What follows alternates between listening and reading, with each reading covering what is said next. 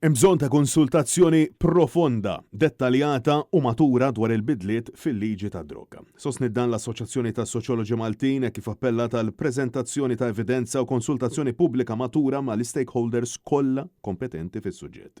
L-MSA rakkomandat li jsir Social Impact Assessment bilan li jiġi analizzat u sussegwentament immaniġġjat l-effett u l-konsegwenzi ta' tali riforma, kemm dawk pożittivi u anke dawk negattivi. Il-white paper qed tipproponi 500 gramma cannabis, 200 gramma kokaina, 200 gramma eroina u 500 pillola ecstasy. Dawn huma iż-żidiet fl-ammonti illi permezz ta' dan id-dokument il-Gvern qiegħed iressa għal konsultazzjoni ammonti ta' possess u traffikar ta' droga fejn il-Gvern qed jgħid li la darba jinstabu dawn l-ammonti fuq persuni tkun il-qorti infissa illi tiġġudika u x'każ li għandu jidher quddiem qorti kriminali jew dik ta' droga.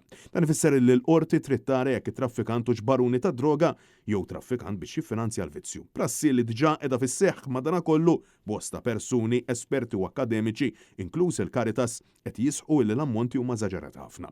Bil-kap tal-Partit Nazzjonalista Bernard Grech appella sabiex il-Gvern jirtira din il-white paper.